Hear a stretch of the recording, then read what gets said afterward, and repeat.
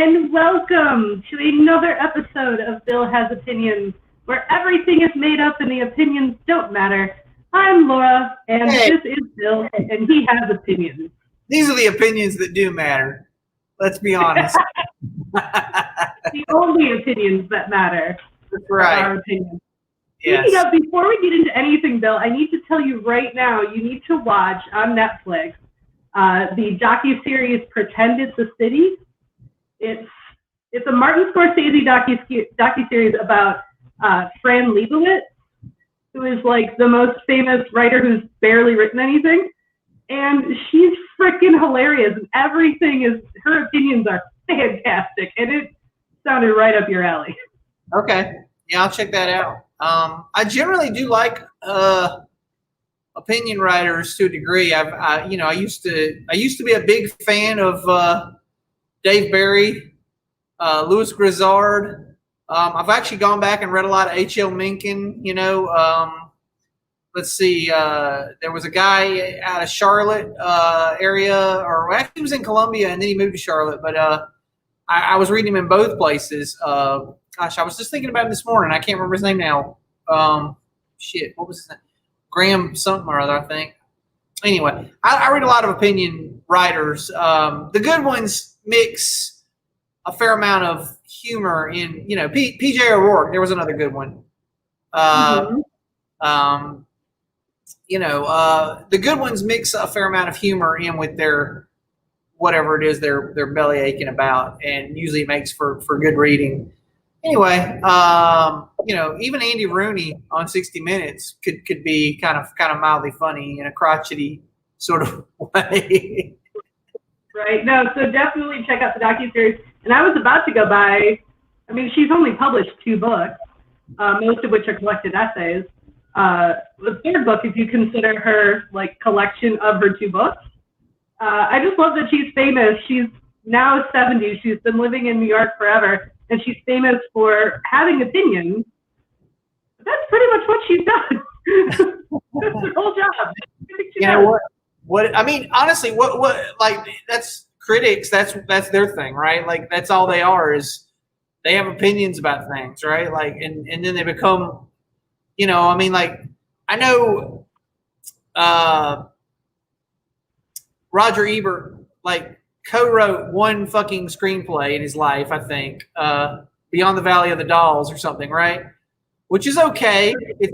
It's kind of like an homage to I can't remember the guy's name now. The guy who was the big inspiration for John Waters, the guy who made Faster Pussycat Kill Kill Kill. I can't remember the director's name.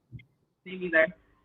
But anyway, it was an homage to that sort of thing. These chick exploitation movies, and it was okay, but it wasn't great. And it's kind of funny to me that was the only thing he had to show for his own work, and then he spent the rest of his life belly aching about what other people did. Right. I don't know that. Anyway. I don't know that Gene Siskel ever did anything besides criticize other people's work. So it's like, what do you? I don't know. Those who can do and those who can't. I don't know. Fuss about what those who do. I guess I don't know. Yes, but hey, if you can make a living at it, go for it. You can spin that yarn, right? Yeah. Speaking of opinions, what you drinking? What you almost done with? I'm almost done with a Duck Rabbit Milk Stout. The Purple Onion in Russ Meyer. Thank you very much, Jay Hicks, for that thing that I could not think of. The Purple Onion is closed for January, so prior to their closing, they were trying to tap out of everything that was on tap. And it looks like they managed to kill one keg. And sadly, they put before that they had put a bunch of they got about half and I guess it's half and half. Sorry, they've got a bunch of IPAs on tap, and they've got at least 3 brown porter stout type things on tap. So 3 sweets and 5. Sorry, no, it's 4 IPAs and a sour. And then get this, and then there's a This is the worst. I got to tell you about this. I'm not drinking it because it's awful, but I did taste it because I'm always curious. I drink everything just once. They've got Noble Cider has a coffee and cream cider. Coffee and cream cider, and you know what it tastes like? Pretty much like you expect. Like somebody poured cider into the same cup you drank coffee out of earlier. Yeah, that's not a flavor combination I really would put. Like a coffee and cream stout. Like I don't drink coffee, but I like coffee stout because it's usually the flavor combination is a good combination with the malt and the all that. And even creamy. Even the coffee blondes are good. Like when that became a thing like 2 years ago, right? We were all like, "Whoa, hey, this is different!" Like, "Oh wow, I love it." But yeah, no, coffee and cider, not a thing you should do. Like just because you can do things, folks, doesn't mean you should. You know, you're welcome to mix any two flavors you like, but they're going to be disgusting sometimes. Has anybody tried to make a Laverne and Shirley style Pepsi and milk beer? Probably, but I don't know about it. I could, you know what? I got a funny. Sorry, while we're taking segues here, and it's fine because tonight's show is kind of like it doesn't really fucking matter. Whatever. I think in fact, I'm going to put it on the schedule an entire show of segues at one point. Okay. So anyway, I had this friend in high school, and I went to spend the night at his house one time, and he was like in the middle of the night. He's like, "Hey, you want some chocolate milk?" And I was like, "Okay." So he takes me to the kitchen. And he pours me half a glass of sweet tea and half a glass of milk together. And he hands it to me. And I saw what he just did. And I'm like, that's not chocolate milk. And he goes, no, taste it. It tastes just like chocolate milk. I mean, it tastes more like chai than I mean, I had no experience with chai because that wasn't really a thing in South Carolina in 1991. But that's, if I had to describe it, it was mostly like chai, right? Like, but you got to understand it's sweet tea, which is orange pekoe and black tea mixed together, with sugar, a lot of sugar, and then a half a glass of milk. It was disgusting, is what it was. It was just anyway. So my friend who did this, he lived in a little tiny town about 15 miles up the road from me called Society Hill. And so forever after that, I described that drink as Society Hill chocolate milk, kind of like Long Island iced tea. Like this is what goes for chocolate milk in Society Hill is half a glass of tea and half a glass of milk. But it was absolutely I poured it out. I was like, sorry, I'm not drinking that shit. You pulled that prank on the wrong guy. I know what real chocolate is like. Obviously his only experience with chocolate milk was probably Yoo-Hoo or something, which is not actually milk. It's probably not even chocolate. It's like chocolatey flavored milk type product. So yeah, okay. If you're used to salty, chocolatey type milk sort of product, maybe that tastes like chocolate milk to you. But if you know what chocolate milk tastes like, and I do, that wasn't it. And so it was like. So anyway, that's what when you say Pepsi and milk, that's what it sounds like to me. Although I can see there being people out there who probably think Pepsi and milk is awesome and Pepsi milk beer, like if it was a milk stout, like a Pepsi beer milk stout. I you get the caramel flavor. I could see it. I'm not saying I'd love it, but I'm saying I could see it.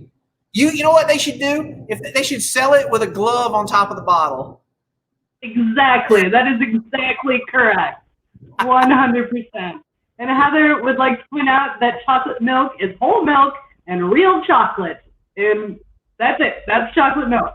Not even chocolate syrup from Hershey's, which is mostly corn syrup with a little bit of chocolate flavor or some shit. Like that's not it. I see my stepdaughter making stuff with that sometimes, and I'm like, yeah, you know what that is? Like I have an aversion to corn syrup in general. Like anything with corn syrup in it, I'm like, yuck, I don't want that shit.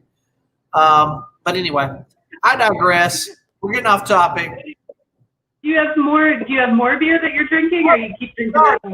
I moved on. Now I'm drinking Brevard Dunkel for about 2 minutes. as a transition. I'm not going to drink this whole beer because I hate Dunkel. I'm just trying to get rid of it. So whatever, like I really do like Dunkel. What do you got? We were just in Asheville this past week, and I got some Highwire Bed of Nails Brown, which is I used to like browns, and then I didn't like browns, but Highwire's brown they're the best of the bunch. It's the most tolerable of regular browns, excluding nut browns. Nut browns are okay because the nuttiness cuts through the brownness, right? Right. And then this is from Reformation Brewery here in Atlanta, or in Woodstock, Georgia. And it's the Stark Toasted Porter, which I have before, but it's been a while, and it's described as an English-inspired porter with light toasty notes and a crisp finish. So we'll see how that goes. Okay, sorry, I'm moving. I pushed the Dunkel aside. I can't drink that shit. It's nasty. It's just too caramelly brown. Like it's exactly what you expect a brown to taste like, which I don't like. I'm moving on to Highwire Blackberry Limeade Sour. Oh yeah. Yes, I mean as we've determined, Highwire is a very good brewery. And yes, and they actually want to make one of the more drinkable gozas I've ever had in my life. Like it's not so tart that you like have to like most gozas like really slow me down on my drinking. It's like a lager with a little hint of sour to it or something. It's like you just knock them back. This tastes a little weird. It's a little more tart after that Dunkel, but I'm sure that'll wear off in a minute, and I'll finish it. It's fine. It'll wear off. About this much further into it, you'll be like, this is fine. I love this. Yeah. So anyway, so our actual theme for today. Also, real quick, I have to tell people, if you're noticing perhaps an improvement in quality of this show, it's because I got a sweet new computer, and now we don't seem to be blipping in and out of existence. So cheers to new computers. Yeah. I think there's a little bit of an improvement. I actually did notice I cut out once, but you were talking, so it didn't really matter. It's fine as long as it happens conveniently. Yes, if it happens conveniently while you're doing a thing, it won't matter. But today's show is inspired by the fact that Christmas is over, but there's still a shit ton of winter left, and winter sometimes feels like it's the longest frickin' season. So we wanted to acknowledge the fact that not all winter is holiday. So we'd like to bitch about the weather a little bit. So Bill, do you have a monologue? You got something we can start with here? I just want to say, look around. Trees are brown. There's a patch of snow on the ground. Is it hazy? Is it really hazy? It's actually not here today, but intermittently it is. There's a hazy shade of winter. So it can be bleak. It's funny. It doesn't concern me as much. My wife says every morning, because we live in the woods. We live in this rainforest, right? And every morning she gets up, looks out the window, and is like, "Oh, I don't like it in the wintertime when it's all the trees are dead and stuff." And I'm like, I do like it. I like the change of seasons. It doesn't bother me. And I take the best pictures in the wintertime, really, because we get these patches of fog, where it looks like Sleepy Hollow around my house. And that's kind of cool. It'll just get where it's solid white, like 8 feet in front of you or something. And it's kind of neat. But I don't know. And we'll discuss this in more detail after the station break probably, but there's just a lot of variances to it. And so it doesn't really bother me that bad. Well, it would bother me if I was somewhere else. Let me put it that way. I'll say that, and we'll come back around to that. But here where I'm at, winter, I guess it's bleak, and you can be depressed or whatever the hell, but I don't know. For the most part, I'm okay. Whatever. It's fine. I'll say this about winter. You can dress more fashionably in the wintertime than you can in summertime. in the South anyway. I don't know about the rest of but down here, you get to wear your nice stuff. You get to wear your jacket. If you wear a sport coat, you're not necessarily going to be like dripping in sweat. So I feel that I dress more fashionably in the wintertime than I do in the summertime. I would say that is fully a benefit of living in the South, because if you're living in the Midwest, where I'm originally from, Great Lakes region, you can't dress fashionably in the winter, because if you leave your house, you need to put on your parka, your mittens, 3 scarves, a hat, the fur-lined hood, and so you're literally walking around like the kid from A Christmas Story, and I can't move my arms. So you're not fashionable at all.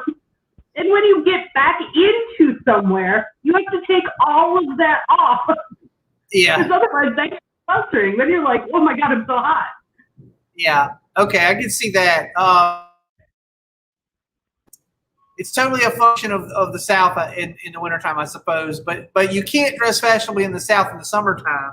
Like here, it's purely comfort in the summertime. Just what do I have to wear not to melt? And and then legally the fewest clothes I can wear. Yes, exactly. What's the least amount of clothing I can wear and not be arrested is what we do during the summer. And in the wintertime, it's, hey, look, I can finally bust out my nice sport coat or my leather jacket that I like so much, and even then, it's funny. I was telling my friend Jay was visiting me for the last week. And I was telling him the other day about how I, for the most part, I don't even bother with a jacket. Like if it's not below 20 degrees, I'm like, yeah, it's superfluous. Like if I take it to work, I'm just going to leave it at work, because typically what happens is it's cold in the morning, and then by the mid afternoon it's like 60 or 70, and so then you'll walk out and you'll leave it on the back of your chair at work, and then the next morning when you're cold again, you're like, shit, where's my jacket? Oh yeah, I left it at work. So it's just annoying. So for the most part, I don't bother with jackets, even though I own like 3 of them. I never wear them because, and I used to have this coworker when I worked in Charlotte. I had this coworker. She had moved down from Philadelphia, and she had this funny voice. She sounded like a smoker, but she never smoked. I don't think she just sounded that way. I don't know how old she was ancient. But she would refuse to retire because she knew her retirement was going to be like jack shit, so she just wouldn't quit. So she kept working. But anyway, I'd come in and she'd go, Bill, I want a jacket. It's 40 degrees outside. And I'd be like, I'm not going to freeze to death between the garage and the building, though. Well, I used to. So right after I moved to Atlanta, which in Atlanta is significantly warmer in general, even than the Asheville area, because the elevation, even in the winter. So even right when I first moved to Georgia, if it wasn't actively snowing, like if we weren't shut down because the city was snowing, I would leave the office. I'm like, I'm going to go get the mail, which was like all the way at the other end of the shopping plaza that our office was in. And they're like, you got to bring your coat. And I'm like, I'm from Michigan. I don't need a freaking coat to walk down there. That took me about 2 years to lose that, because now if it's like 30 degrees, even 40 degrees, I'm like, I better bundle up. Really? Okay. I thought you were going to say like 56 is when they were like, you need to put your coat on. Well, they did. But yeah, I mean, even when it was chilly, pretty chilly, I would walk anyway. And I'm like, I don't care. I'll build some tougher stuff. I'm from Detroit, bitches. But I can't do that. I wanted to say, I'm the kind of person where if I do, so if I'm moving, if I'm doing anything, I'll be hot. I don't give a shit if it's 30 degrees. If I go outside to get firewood and I pick up 2 things, now I'm broke a sweat, it doesn't matter. So that's part of the reason why I don't put on a jacket unless I'm if it's 19, I'll put on a jacket, because then I'm like, oh, burr, it's cold out here, but otherwise, I'm mostly I'm not gonna be hot. The other day, we went for a hike, and I don't know, it was probably 40 something, but by the time I walked half a mile, I was hot. So what does it matter? I'm hot now. And I don't need a jacket on. So just saying. Right. So, all right. So we probably should pause for our station break real quick. So we move over here and let me put this guy up because we would like to talk to you all about Huffenhorn Art Farm in Barnardsville, North Carolina, which is near Asheville. Sorry, what was the town? Barnardsville. Barnardsville, or I like to affectionately call it Barnyardville.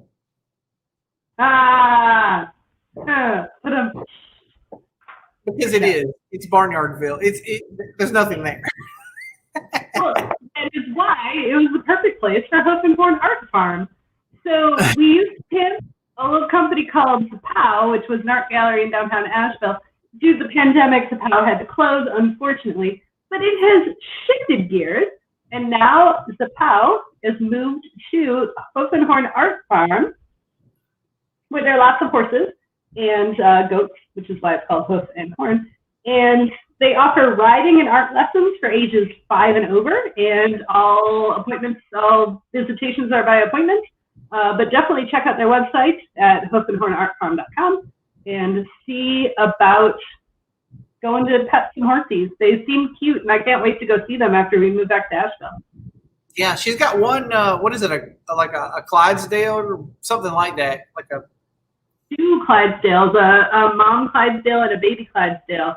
And the baby Clydesdale is going to be enormous when he's grown up, but he's still a baby, but he's still huge. Like, as a baby Clydesdale, he's bigger than their other horse. Yeah. But they also have donkeys. They've got 3 sizes of donkeys. They're rescued donkeys. Their names are Rose, Briar, and Bramble. And there's one that's like a regular sized donkey, which is still pretty small. Like, donkeys aren't very big. And then there's a medium sized little donkey. And then there's like a tiny miniature donkey. And they're so cute. Now, I don't know if miniature donkeys are like this, but miniature horses will bite the shit out of you. They're mean as hell. They're like little dogs. Little dogs are also mean as hell. But little horses are extra mean. Like, they're meaner than little dogs. Right? From what I've understood, like those little Shetland ponies, like, they look cute, but if you go over and touch one, it will turn around and bite the hell out of you just because like, I don't know why they did this to me. Like, I'm a horse, but I'm this big, you know. Although I would point, so Matt and I went on a horse riding adventure once. We were in Oregon or Washington State. We were up that way. This was ages ago. And we went on this horse riding adventure. You know, it was like one of those tours where everybody's on a little horse and you ride in a little line. And they specifically said, don't let your horse get too close to the horse in front of you because it will bite them. So what does Matt do? He specifically just kept inching his horse just a little bit closer to the horse in front of him to see what happened. Sure enough, the horse bit the other fucking horse. And then what happened? The other horse jumped, and then we kept riding. Nothing much. Nobody died in the making of that story. Nobody got thrown from a horse because a horse bit a horse. Nobody did, but we did learn the lesson that when the person in charge tells you not to let your horse bite the other horse or get close enough to bite the other horse, then you should probably listen to that person. Yeah, the rancher is probably speaking from experience. Exactly. I like that Matt, he likes the fact that his horse bit another horse. Right. You know what? Like, I'll tell you the second danger of getting too close to the horse in front of you is the horse in front of you might fart. That's a thing that's happened on a horse ride, and that'll make you want to back up. That's true. That is very true. All right. So we should probably get back to the general theme of the show, at least for a little bit, until we start segueing about something else. But I have a short list of items here. Let's see, where do we want to start? Let's start with snow. If we're going to start, let's start with full-on winter. What are your opinions about snow? Well, so snow is nice to look at. That's my opinion about snow. That's all I got to say about that. No, seriously, like, I like snow when it happens lightly and briefly. and it's gone like within a day or two, and it doesn't inconvenience my life. The problem is, in the South, when we have snow, it shuts everything down. We don't have plows, and I mean, they salt the roads. They salt the highways and maybe the main thoroughfares, but they don't secondary roads. To hell with it. You're gonna ice up. So I like it, provided I don't get snowed in and get cabin fever and have to kill my entire family or something like that. Then it's fine. It would not happen. I would hope that you prepare ahead of time to get enough milk, eggs, and bread, and toilet paper and alcohol. Alcohol and sausage are really the things that I need in order to feel good. If I have alcohol and sausage, I feel pretty comfortable. Tater tots, maybe. Those make me feel comfortable, and then I'm like, okay, I'll be all right for a day or two. But still, like if it went on for like 3 weeks, like if I was snowing for 3 weeks, like, yeah, like it's going to be full on The Shining. You know what I'm saying? Like I'm going to be, all work and no play makes Bill a dull boy. Right. So just I don't know. I'm not a homebody. I don't like to be at home like for more than 2 days in a row. Like I have to go out and do things all the time. And honest to God, this pandemic's made me a little crazy already. So snowed in on top of pandemic. We had snow last week. Speaking of, okay, and thankfully we only had a little tiny bit of it. Really, I mean, it snowed, and it snowed enough, but the next day it was all right. It was mostly melted. We could go places, so it was fine. And it's still actually in the shady spots, in the shady parts of the holla. It's still right. It's still there, but it's mostly gone now. You can drive. So. Right. So what I find most interesting about snow now is obviously I grew up in southeast Michigan, so snow was just a thing that was there. Like it wasn't like you were really excited the very first snow, and you're like, oh, it's snow, it's lovely, and then after that it was just everything was snowed, and then it was just bullshit because you'd have to shovel and it would get worse or it would get icy or whatever, and we were over that, which is part of the reason we moved south in the very early 2000s. So, but I find it interesting now as a transplant to the South, I can tell you where I was with every single major snow situation. Yeah, no, snow is like the space shuttle exploding in the South. Like people can like tell you like, oh, I remember when it snowed that one year. We were doing,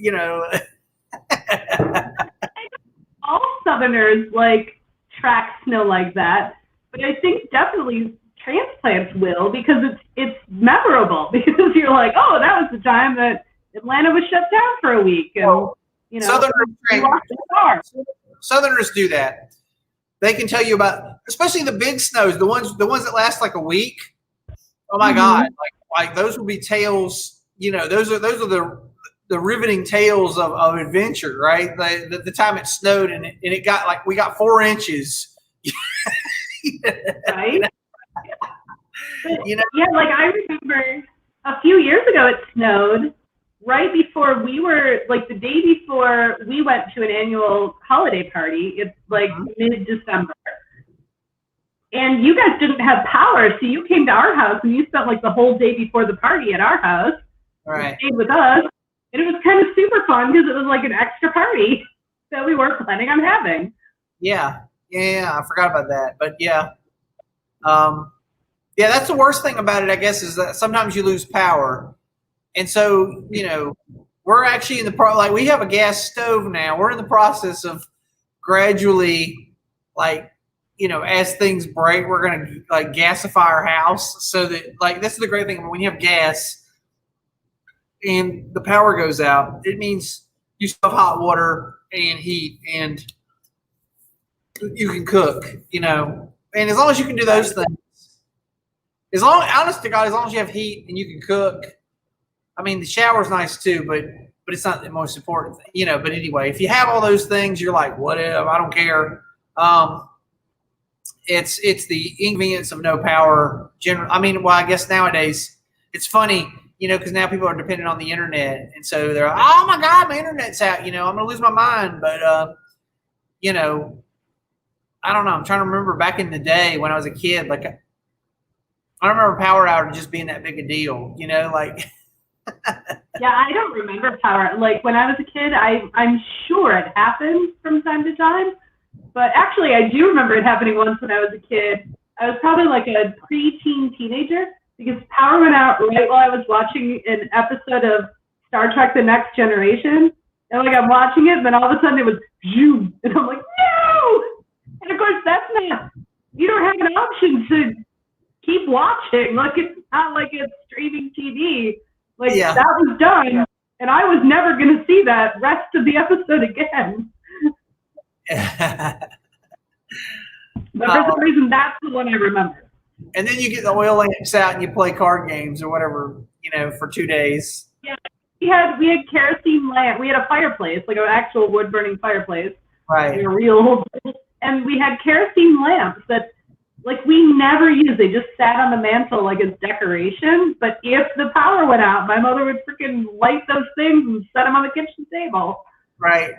And it's like time to play rummy now, you know, because that's what you got to do because it's a power outage. In Michigan, you do not play rummy. In Michigan, it is the only place in the world, as far as I know, that this game is played. You play euchre. Euchre is purely a Michigan game. That's named after Bob Uecker, is that right? I wish. That'd be awesome. A little Mr. Belvedere action going on. No, I do not believe so. I have no idea. I have at various points looked up the history of euchre, but it literally only exists in Michigan and maybe a few other places that I'm not aware of. But yeah, if you're from Michigan, you know what euchre is. If you're not, you don't. Wait. Euchre is one of those things that the priests do, right? Like, also, it's the weirdest freaking card game because you don't even use a whole deck. You have to use a specific euchre deck. What? Yeah. It's not a standard bicycle 52. No. What do you? So I'm sorry. What's it's special cards like Uno, like. No, like only some cards out of a deck. You can use a bicycle, but you only use a part of it. I got you. You should throw certain things out and then reshuffle. I got you. Okay. Yeah, it's very bizarre. And Jay knows what I'm talking about because he's from fucking Michigan. Yeah, well, we should play. Nobody else knows. Yeah, we should play some euchre. I'm curious now. I'm mildly curious. Having played my fair share of, as long as it's not like spoons or something. Like I hate that. That's the worst card game ever, in my opinion. Have you ever played spoons? You know what I'm talking about? Like that. I'm familiar with spoons. You're familiar with spoons? I am. Okay, I hate that card game. I don't like anything that involves so that's a violent card game. It's basically a card game that involves slapping. And I don't care for it. Yeah, no, there's none of that in euchre. It's not violent. It could be. Any game could be violent if you try hard enough. Yeah, well, it's true. But I'm just like, the couple times I had to play spoons or mule, I think, and people got like a little too crazy. I was like, you know what? I don't care this much. I'm not going to fight with you over these cards. Right, that's the thing. I am not a very competitive game player. I think we talked about in our game episode, right? Like, I don't like long games like Monopoly or Risk or Ticket to Ride because that's just too much for me. Euchre is actually a really quick game. Okay. And it's pretty straightforward. I haven't played it in years. I mean, not since I moved to the South because nobody fucking knows what it is. But next time Jay is in town and we're in town, he can give me a quick refresher and we can teach you all how to play. It's only a 4-person game, so. Okay. All right. So, but we'll get up a euchre game, and we'll turn the lights out and put on the kerosene lamp to make it authentic. Exactly. Exactly. All right. So I do want to talk about though, because we've started. So I think we need to keep going. Okay. Winter in the Midwest versus the Southeast. Okay. So talked a little, but can you elaborate? So the biggest difference I think that I noticed, so I lived in Chicago. I think I mentioned this a time or two before. I lived in Chicago for a while, and the first year I lived in Chicago, the biggest difference I noticed was in October. You get your first snow in October, which does not happen in the Southeast. First off, okay, and then secondly, once that snow happens in October, the sky turns gray-white. And it stays gray-white until April in the Midwest area. I don't know about everywhere up north, but definitely in the Midwest, it stays gray-white until April. And as a Southerner, I'm used to a certain amount of blue sky all year round. Like even so, I mean, I always have to explain this because I think Northerners get confused. They're like, "Oh, it doesn't get cold down there," and I'm like, "No, it gets cold, but it gets cold. Like we don't have like long stretches of like." Will it get to 19? Yes. Will it stay 19 for a week? Nah, probably not. You know, it'll be 19 for 3 days, and then it'll be back up to 60, and then exactly less likely to get below zero and stay there, because that's the other like weird, especially Midwest and certain other northern states. That's like when it gets below zero, and it's below zero for like a week or so. That's a lot. No, it never goes below zero down here. I don't think it. Like I said, 19 is like I think that's our cold point, right? Right? Like you'll get a couple of days of 19, but seriously, if it's more than 3 days, something's gone crazy. For the most part, it's going to be like a day or two of 19, and then it's going to go back up to like 45, and you're going to like 45 feels like t-shirt weather after 19 for a day or two. You swear to God, you're like, oh my God, I'm just gonna put on the short pants because it's like awesome outside. But what you miss, the experience you miss when you don't experience Midwestern winters as a child, not the least of which, and I talked about it on a Halloween show, is trick-or-treating in the snow, because that's always fun. Right. But also, so I grew up as Gen Xers. I mean, you and I both grew up in this, but I grew up in an era where I lived close enough to my elementary school that I walked. But it wasn't that close, all things considered. But I walked to it as a child, as a unsupervised child, starting at the age of 6. So nobody took me to school. I wasn't bused to school. There was none of that. But that meant even in the winter, I had to do that, which I would be wearing a snowsuit, a scarf, a hat, earmuffs, mittens. But the best part is you have to wear the moon boot situation, like the big old winter boots. But first, you put your feet in plastic bags so that you don't get your feet wet. Yeah. I think I might put my feet in plastic bags twice in my life ever. My mom did that to me, you know, like during one of the big snows, you know, where it was like over an inch. And she was like, oh, hey, you want to put a plastic bag over your feet, you know, to keep your feet dry. You know, because I probably didn't have we didn't own proper snow equipment. Like we didn't have a snow suit or snow boots because why would you? Like for two fucking days a year, you know, like it's not a thing. And it's the same reason we don't have plows down here. You know, like it's the same reason everything shuts down and we just go, fuck it. You know what? In a day, it'll be fine because there's no point in investing in infrastructure for something that doesn't happen that often. Correct. But so it's just easier to close school and not run the buses for a week. If a week was and I'm saying a week, but that was the worst case. That happened once when I was in junior high. Like one time we had a snow. What happened was it snowed 3 inches, which is a big snow in South Carolina. It snowed 3 inches. And then the next night there was a freezing rain on top of the snow. And so it made like a crust on the snow, you know? Oh, yeah. And then it stuck around for a week. And here's the fun part. About 3 days into that, of course, the roads were all fucking clear after 3 days because everybody had driven all over them, you know? But they won't run buses in the Southeast. There's the least fucking, like, there's this one shady patch on the far edge of the county that's got a slick spot. That's it. The buses aren't running. So as long as that slick spot exists, school's out.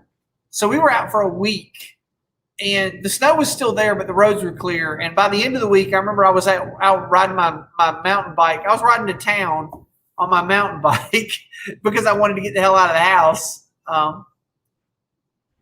Right? No, I love that we currently have our Midwestern friends talking about the boots that they love, that Jay had the fancy moon boots, where you could put the plastic bag in the boot and then the boot slipper into the plastic bag. And Heather, who's in Minnesota, said that she and her brother begged for those boots because they were so awesome. But also, they were terrible. Are these those vintage moon boots that I see on eBay once in a while? They're actually called moon boots. They say moon. Yeah. Yeah. Okay. Oh, yeah. So I never had those. Like, honest to God, like, I'm trying to think, like, what did we wear? I'll tell you the funniest thing. So when I moved to Chicago in 92, it snowed in October, like you say, late October, it snowed. And the first snow, I loved it. I was like, oh my God, it's a real snow. And I built a snowman, and I made it wasn't really a snowman. I made a snow woman. I made a sculpture. I was in a sculpture class at the time, and I made this sculpture, and it wasn't life size. It was about 4 feet tall. The sculpture of this woman, it was like a Rubenesque. And I learned this thing called contrapposto, which means that you take a body and you sort of give it a half turn, and that creates a sense of balance in the sculpture. Because you put some of the weight on the back leg and some of the weight on the other leg, anyway. So I made this sculpture of this woman. I made her very well, busty, and she had huge hips and all this, very Rubenesque, like I say. And then when we got done with it, I did the thing where when you take like a snowman, if you like smooth it over and it kind of turns into ice, so I did that, and I smoothed the whole thing, and it became like a solid fucking block. And I remember I actually then at that point scooped it up, and I went and threw it into the middle of a thoroughfare. Actually, I sat it in the middle. I can't remember what street this is now. It's like I made this. I'll tell you this: if you live in Chicago, or if you're familiar with Chicago, I made this sculpture in Grant Park, right next to the ice skating rink in Grant Park, because I had gone skating prior to making the sculpture, and then I made my sculpture.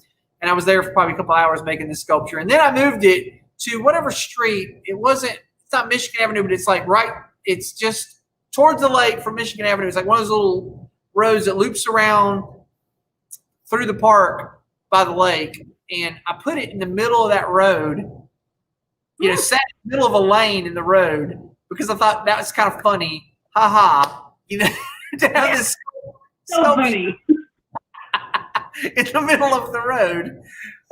And so anyway, I was loving it. This was, like I said, late October in 92, and I was loving it because it was the first snow, and I was a Southerner living in Chicago, and I was like, woo, snow.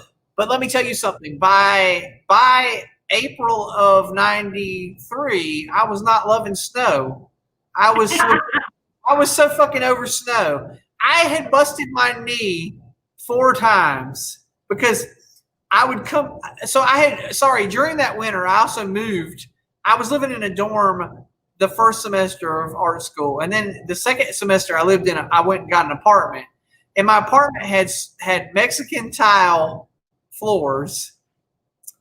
And I would come in the house, like I would walk down the stairs into my apartment, and then I would walk in the door, and it would be a race to get my boots off before I slipped and busted my ass.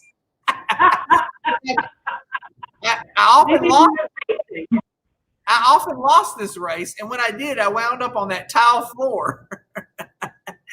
And more often than not, I landed on my knee, and so my knee was swollen up like this big, for like a month and a half during that winter. I could only wear I had an uncle who had just retired from the military, and he'd given me like 6 pairs of fatigue pants, and those were the only things I could get up over that knee, right? Aw, So that's awful. Yeah. So Amy said that she lived in Ohio for 4 years, so she was done, which I agree with. But moving to the Midwest will cure you from some winter if you have ever lived outside of the Midwest. yeah, and Amy to clue everybody in, Amy's from Alabama, and she moved to the Cleveland. It's just south of Cleveland, Akron, I think, where she lived. But yeah, That's so that's really hard to Ohio. she also did not love it and moved back to the South. And this is the thing that happens. So Midwesterners move to the South and stay in the South, and Southerners move to the Midwest and move back to the South. Correct. Because they go, Correct. There's a reason for that. But I want to mention, I want to throw this in there, and I think it doesn't fit one of our topics, but I think it is appropriate. All right, so every time snow happens in the South, like especially Atlanta, right, because it's on national news when snow happens in Atlanta, and everybody in the Northeast and Midwest is like, oh, those poor Atlantans, they can't drive in the snow, wah, wah, wah. No, here's the thing. I am from Detroit. I learned to drive in the snow. It sucked then, but either way, Atlanta or any other southern city doesn't have the infrastructure, so I'm not worried about me driving somewhere. I'm worried about everybody else who's never driven on the snow before driving somewhere. So, no, I'm not leaving my house for a week. If that's what it takes, that's what it takes. well, you know what's also funny? So when I lived in Asheville, and I've had many years. I've had a Subaru, right? And I've had coworkers be like, "Oh, well, don't you have a Subaru? Is that not just fine?" I'm like, "Dude, all 4 wheels on ice, you're still spinning. Like that's." Is it moderately better than having a rear wheel drive or a front wheel drive car? Yes, but does that make it infallible? Does that make it invincible? No. You drive up and down the road in the South during the wintertime and see how many trucks are in the ditch because they thought 4-wheel drive made them invincible. You would be surprised. If you hit ice, it doesn't matter what kind of car you're driving. I remember once in Georgia, I was driving a Saturn, so it's not like the Saturn is known for its winter handling. But I was driving, and it wasn't even snowy, but it was icy. It was, it got over freezing overnight. So when I was driving to my job, the roads were super icy. So I'm driving along and being careful. I'm like, I get it. I'm from Detroit. I can do this. And but I hit this patch of ice somewhere, and I don't even remember where it was. And of course, my car went,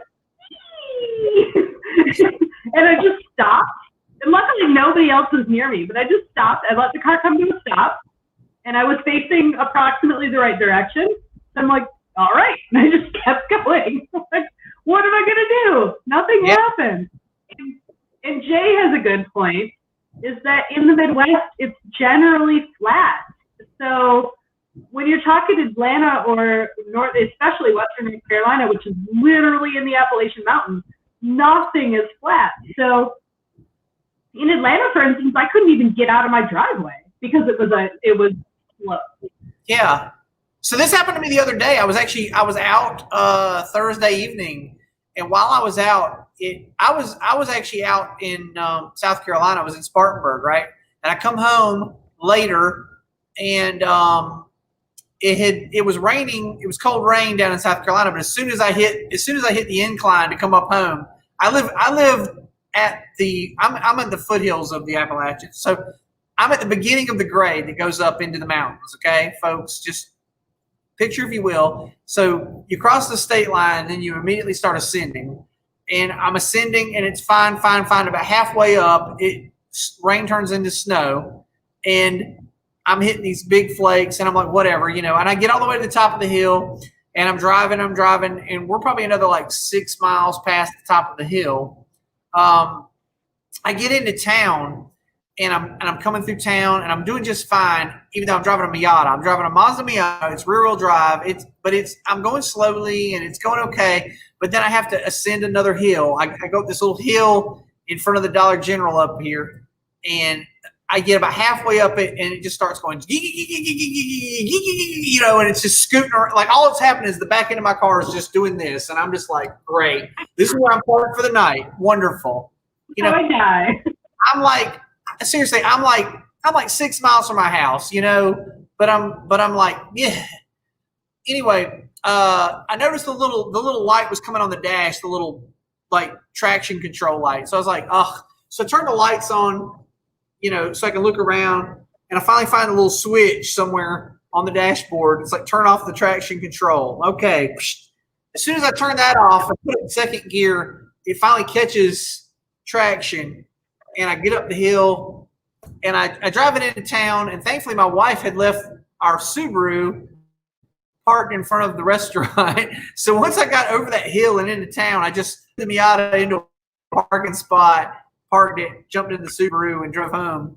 And it was slightly more easy to drive the Subaru. I mean, I'm not going to say the Subaru never – this is the thing. The Subaru slid a couple times too, but it never went like ape shit like the Miata did, So I was like thankful. That was great. That's how it works down here. Going up a hill or down a hill, yeah. Yeah, exactly. Are we frozen now? No, I can't tell what's going on. You are frozen a little. I don't know how it's doing people, but you're coming back. I see it. You're coming back. So, driving in the snow was an interesting experience. And many years ago, we had a Honda Element, which was a great car for the snow. It's light, but had 4-wheel drive or all-wheel drive, and it worked. It was pretty good. We bought it in Georgia, but we would drive back and forth to Michigan, especially at the holidays. And there was one time we were driving up to Michigan. We had left after my work was done, so I had to wait until I could get out of work at like 3 or whatever. And we started driving north, which is straight I-75 all the way north into Michigan. And we got to North Kentucky / Cincinnati, and a huge snowstorm came in, like huge snowstorm. It was just buckets of snow. It was awful. We knew on the road that the airport was closed, that everybody was stranded, and we were driving this Honda Element with our then cat Piglet, and all we wanted to do was get to Michigan. But we got stranded in Cincinnati. We did make it over the border and into Cincinnati, but we got stranded. But it took us 27 total hours, including our stopover at a hotel off the expressway in Cincinnati, to get to Michigan. And that was shitty, seriously, seriously shitty. So I do not recommend driving in a blizzard, especially in South Midwestern blizzard, a Northern Kentucky, Ohio blizzard, because that would suck.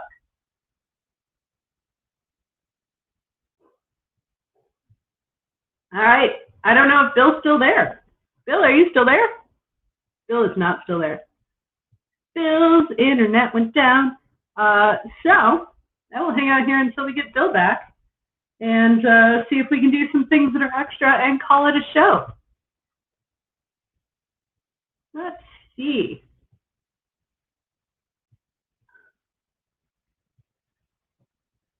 We'll give Bill a minute.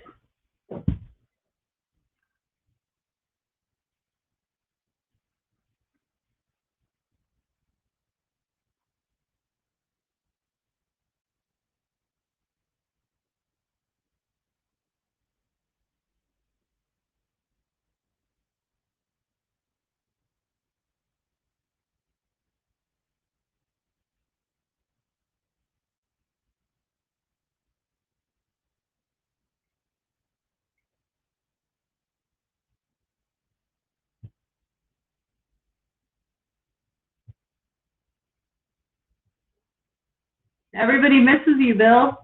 Very, very sad without you here. I can't. I would like to point out, viewers, Bill is not dead. I have messaged Bill. Although oh, wait, Bill is back. Bill, are you back? Hello. Hello. Hold on, let me move. Am I back? Okay. See, we'll be right back. Yay. I just had to switch networks. Sorry. Bye. All right. I don't know what was going on there. Network issues. I fixed it. No worries. We have a contingency. As Heather says, your opinions break the internet. So. Yes. Yeah. So anyway, that's the thing about winter down here. It can be crazy. Things. Like that. People are very fired up about you disappearing. That's good stuff. That's great. I should disappear every episode for about 3 minutes and see what happens. It fires up our 4 viewers. Like, Yes. oh my God. Oh my God. I can do some baked goods right now. Did you make me some Rice Krispie treats? Because Krispie treats. I can eat those right now. I could go for that, or a piece of gingerbread. That would be delicious. Like gingerbread cookie or gingerbread cake? Cake, like with some powdered sugar on top. Yeah. Although, you put the powdered sugar on top, and then the next day you go back and it's absorbed the powdered sugar, and so it's like, what? Like, what happened to my powdered sugar? No, that's true. And though for some reason when we made gingerbread cake, that was the only thing in my entire house that was ever served with Cool Whip. We would get regular whipped cream to go with everything else, but for some reason Cool Whip went on the cake. Cool Whip. I don't know why. I have no idea why that's the case. Right. But I do think we have beaten winter into the ground.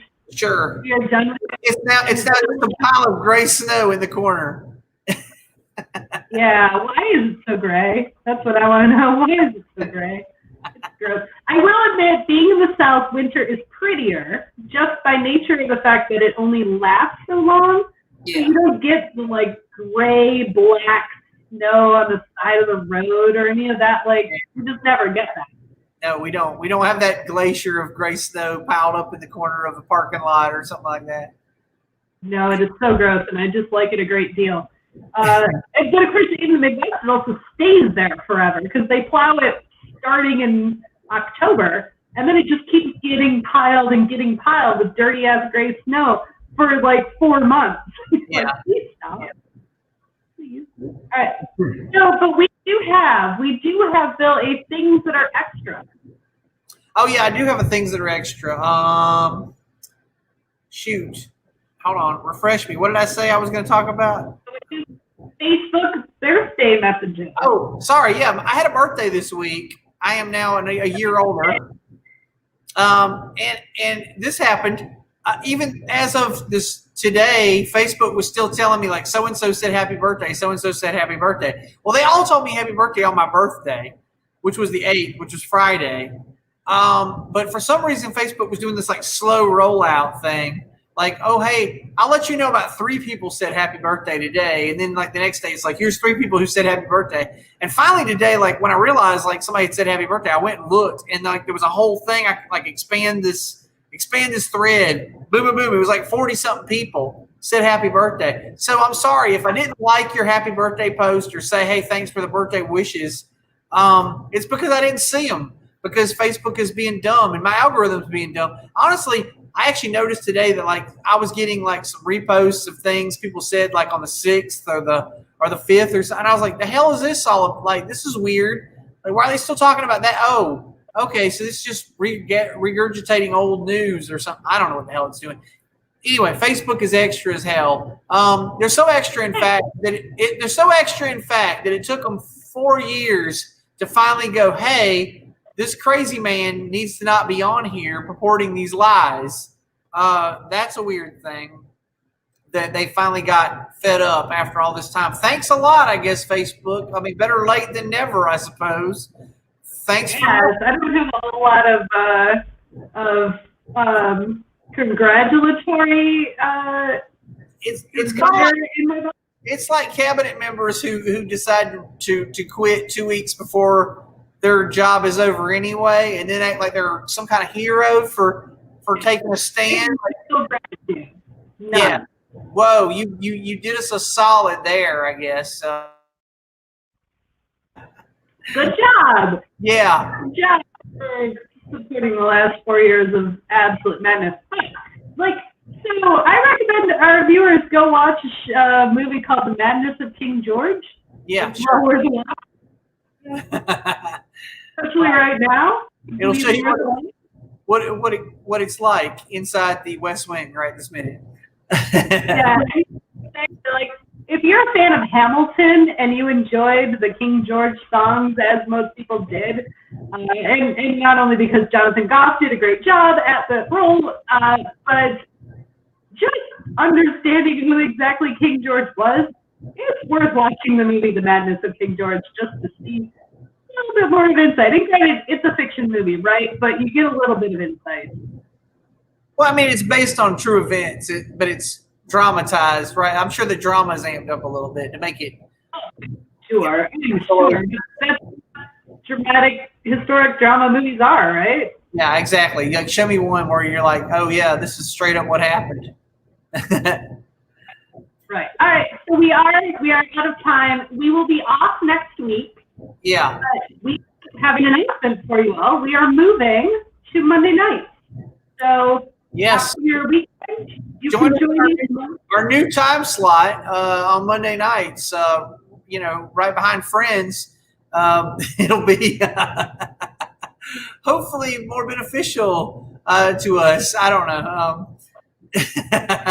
We'll be competing with Monday Night Football will be off soon, so it'll be fine. Monday Night Football is over. We're done with that. We're heading to the playoffs. We're going to the Super Bowl. That's what we're doing. Yeah, so we don't have to worry about that then. Okay, great. So yeah, join us on Monday night, 2 weeks from now. So next week I'm off, going on a little road trip to get the heck out of Dodge. Driving to Florida to go see some manatees or something. I don't know, something I've never seen before. Just want to go. Just want to see something different.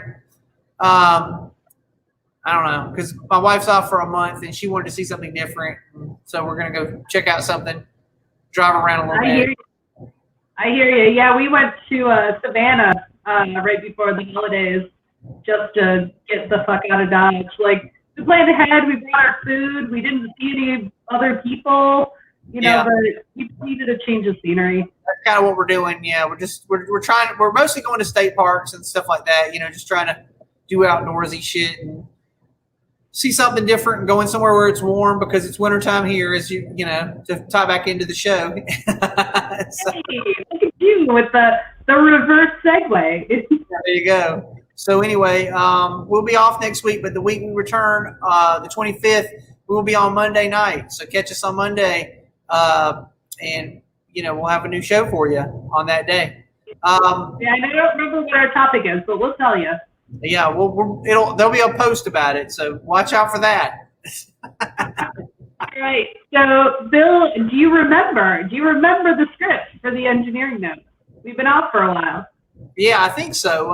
Is it Bill has opinions is engineered and produced by Laura Lavoie. The opinions expressed by Bill are those of his and his alone, except for the ones Laura nods her head in agreement to, and vice versa. Be sure to like and subscribe and thumbs up and all that shit on Facebook or on YouTube. And you can catch us on both platforms every Monday at 6 p.m. going forward. Well, starting 2 weeks from now. Anyway, I think that's about it. And the people we mentioned for our station break, they don't really actually pay us anything right now, so don't hold them accountable for our shit. One day maybe you can have somebody that you can boycott. Whatever, we'll see. Maybe. But I would like to point out, as I'm about to play our outro video, that the information is outdated because I need to change it to reflect shows are not on Monday. But I'm going to play it anyway because that's how we end the show. All right, goodbye, everybody. See you.